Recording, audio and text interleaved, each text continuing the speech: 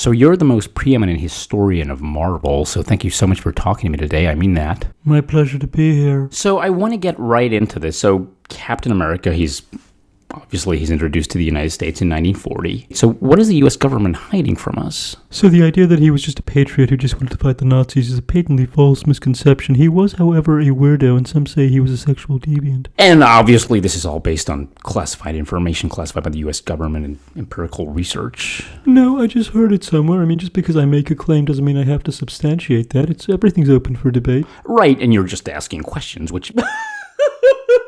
I totally understand that. Right, so Steve Rogers undergoes this serum experiment to turn him into a super soldier, which is ultimately run and paid for by the CIA. Yes.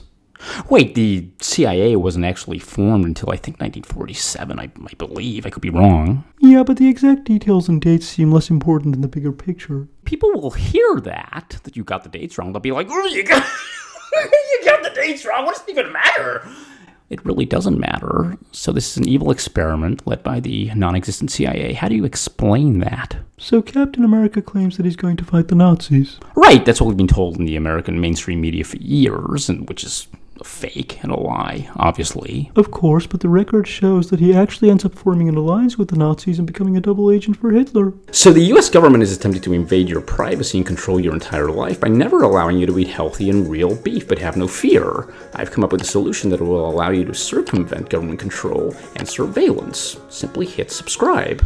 So what you're actually saying, and correct me if I'm wrong, please, is that Captain America was actually the Nazi. I mean... Hitler. No, I'm not saying that he was, but I'm also not saying that he wasn't. But what people will hear you saying is that you're saying that he was a Nazi. It's just like what are you even saying? No, not at all. All I'm saying is that his creators, Joe Simon and Jack Kirby, they used him as an excuse to drag the United States into a world war that even though the Germans were really not affecting the U.S. mainland. So Joe Simon and Jack Kirby, born Jaime Simon and Jacob Kurtzberg, I believe, I could be wrong. Were they Christian, at all? No, they certainly were not, but they were extremely well-funded individuals who were funded by people who actually were introduced to them through Ted Cruz. Well, I mean, Ted Cruz wasn't even born until 1970, I think. I could be wrong. I don't think that was a good idea, by the way, obviously. Yeah, that seems a minor point. Right, and I just want to understand from my listeners, who this is the first time that they've ever been exposed to this kind of history.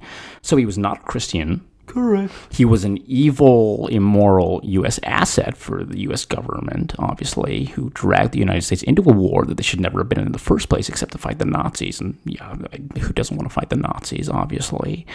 But he actually hated our country. I mean, given all the historical evidence, it just makes sense. Oh, it makes total sense. It makes total sense.